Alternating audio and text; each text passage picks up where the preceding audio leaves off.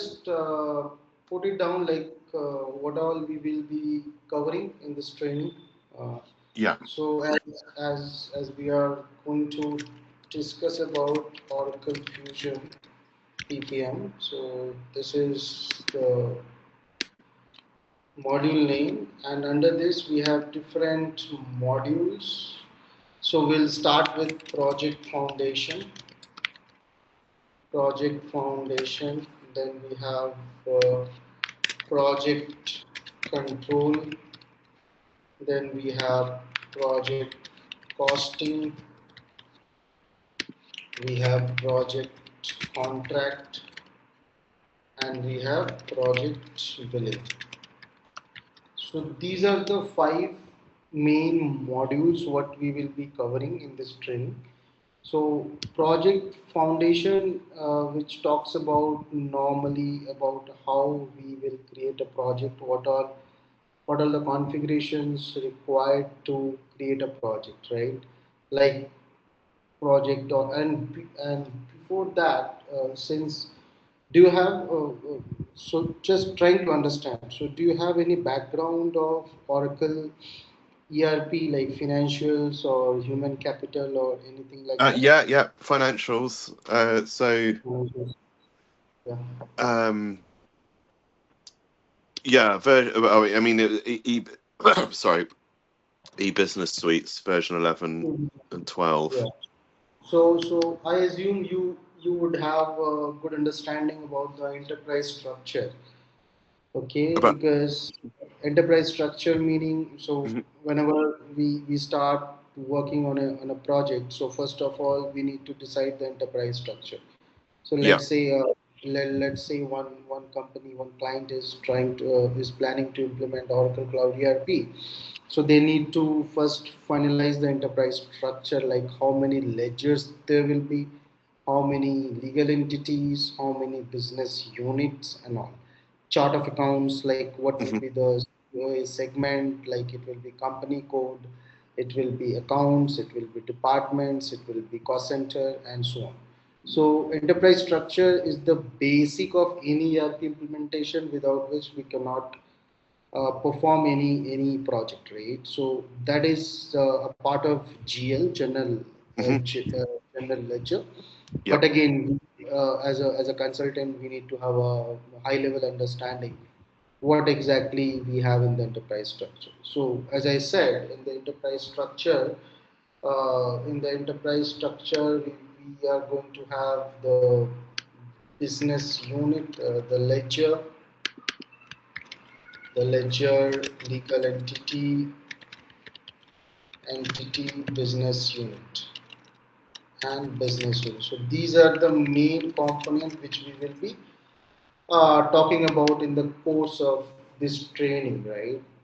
Most of the time we will be talking about the ledger, legal entity, business unit, and so on. So it is about our enterprise structure thing. Then project foundation. So the project foundation is all about in order to run a project, in order to create a project, what all configurations are required, and how we will be creating a project, the navigations and all. So the high level configurations which we will have is like you can see project org, project unit, project type, project template. So we will, when we have the instance, so we will talk about each and every configurations and how exactly we can configure those.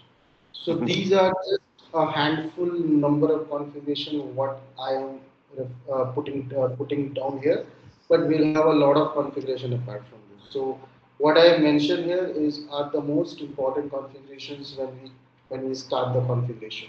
But apart from this, definitely we will have many more configuration which will be there and which are required. So I'm just putting down the high level configuration. What we will have under the project foundation. Any question? No, no. Perfect. So project control, as you say, it says control. So control is always about the budgeting. So like Mhm. how how exactly, so suppose we have a project created. So under that project, how exactly we will have the resources assigned, like the labor resource assigned, non-labor resource assigned, financial resources assigned. So that comes under project control. So we do some of resourcing, some of budgeting, some of forecasting. So normally we will talk about the resourcing, like PRBS, we call it PRBS, planning resource breakdown structure. Then we have financial plan type. Then we'll have budget and definitely control, budgetary control, budget and budgetary control.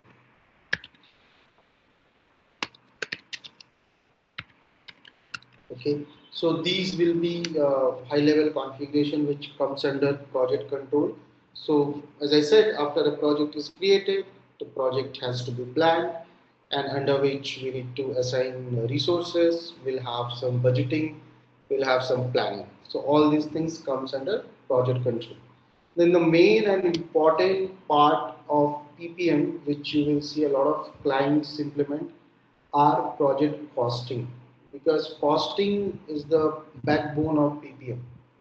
Because when we have a project created, when we have a budget done, so then the main thing is expenses, like expenditures, different type of costs which will be incurred against that project and task. Okay, so that cost may come from payable invoices, it may come from a purchase requisition, a purchase order, and employee expense, or a time card of an employee, or miscellaneous batch, and so on. So in this we will be discussing a lot of things like how expenditure type, all those things, expenditure type, transaction sources, cost accounting. So whenever, so ideally what happens, so as you have a bit of finance background, suppose a cost is coming from a payables.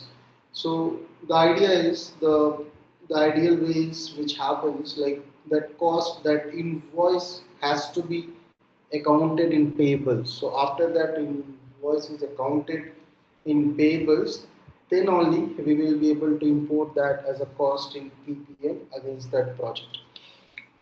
So likewise, any transaction coming from any subledgers should be accounted in their subledger. And as and when it is imported in PPM, so we call it as a costed and accounted entry. Okay, but after it comes to PPM, we may have a situation in which we may need to perform certain adjustments. So that adjustments we will can do in PPM, but in an ideal world it should not happen.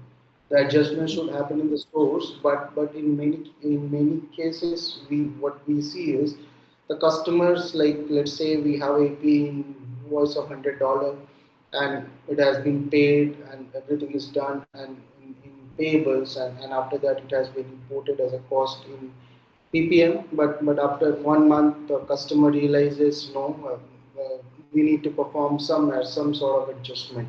So it should not be assigned to this project, rather than we need to do in another project. So that we need to transfer it from one project to another. So that transfer they cannot do in payables.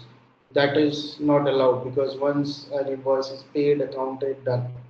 So PPM has a flexibility. Okay, you want to report that against a different project, no problem. You can simply do the transfer adjustment. So what it does, it simply creates a negative entries against that existing project task and create a new entry against a new project. So that is how the adjustment we can do in the costing. Yeah. And in addition to the adjustments, we also have like miscellaneous batch. So you would see when PPM, when the client is not using PPM, they just have a project segment in a chart of accounts. Okay, so most of the time, what we see whenever there is some like a misalignment or mismatch against the balances in the GL against a project segment in the chart of account, there is a tendency for all the customer to pass journal entries to adjust that negative journal entries to adjust that amount against that project code. Okay, but when a customer is having PPM already implemented, so that activity should not be taking place in PPM because we have we don't have a project segment anymore. Rather, we are having a real time project in the system. So what we can do rather than rather than adjusting the journal entries, what we can do, we can simply create a miscellaneous batch and upload that through Oracle plugin ADFDI or FBDI, or in the UI also we can do that. So the miscellaneous cost, whatever will be created, that accounting will take place in PPM only, and through PPM it will be posted to GL. So that sort of activity we generally perform in the costing. Any question? No. No, fine. So project foundation, control, budgeting, costing. These three comprising of the internal activity within organization. Like a company is creating a project, budgeting it, accumulating expenditures, and so on, and accounting it. Now, when when the client is providing services to external customers, okay, then billing comes into picture. When they want to bill an external customer, uh, let's say Accenture is a company and they are providing consulting services to any other Fortune, any other Fortune 500 company, right?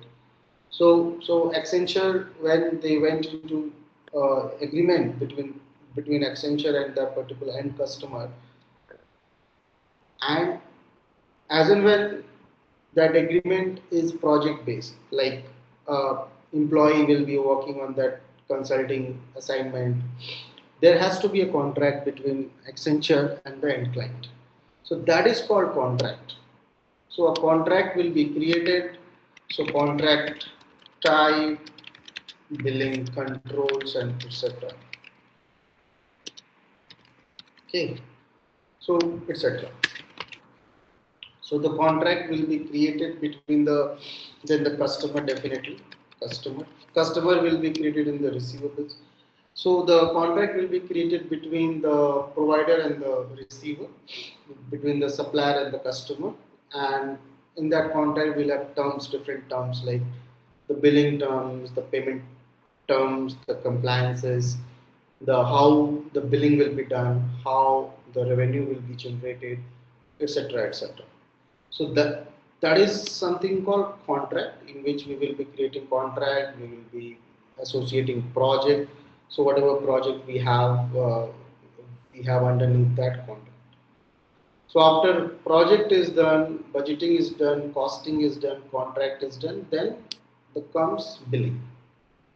So billing is the last step. So after we have contract created, project created, expenditures incurred, then last module what we have is project billing. Okay, so in the project billing we will be generating invoices and sending that invoice to customer through receivables through AR, and then the customer will make the payment in AR, then the receipt will be applied and so on. And in PPM we will do so how an invoice can, so we have setups like invoice method, revenue method. Okay. These are the configuration, and there is some more configuration. So those invoices will be generated in PPM. It will flow to receivable. Then payment will be collected from the end customer. And apart from the invoicing, we will have revenue also, because in PPM we also have to generate the revenue. Okay, so that revenue will be generated. It will be accounted in projects, transferred to GL. So these are the very high level modules and setups and navigations and end-to-end flow what we are going to cover in this training. So any question till now? Is there any interaction with fixed assets or non-current assets subledger? So if you're doing a project that will result in an asset at the end of it. Uh, Say again, please. so if you're doing a project to build something, um, Mhm. and at the end of the project, that all those costs will become the non-current asset. Yeah. So that is called capitalization. Okay. So Yeah. that is, yeah. So that also will cover. So when we discuss about this project type, so in that type we'll have different type. We'll Okay. have internal project, we'll have billable project, we'll have capitalizable project. So when as you said, so the cost will be accumulated against an asset, and it will flow to fixed asset when the capitalization is done. So Super. we'll Thank you. cover that segment also.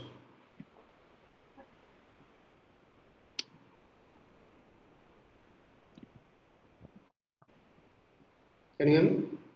Uh, that's great. Thank you. No more questions. So what I'm just trying to set a context here. Okay. Yeah. So it's not very detailed because we don't have the instance demo instance yet, Oracle demo instance. So I will put in the group to provide the instance link and the credentials, so that we can get into the application and we can understand about each and everything what we are talking about. Okay, so whatever doubt you have in your mind, as you said, it's a good point, like capitalization, like when a project is capitalized and we incur expenses against the project, and when the capitalization is done, it will flow to the fixed asset as an asset. An asset will be capitalized and it will be ready for depreciation. So yeah, everything is there. So don't worry Super. about that. We'll touch base each and every corner of PPM, starting from billing, capitalization, costing, budgeting, etc. So yeah, we'll cover everything.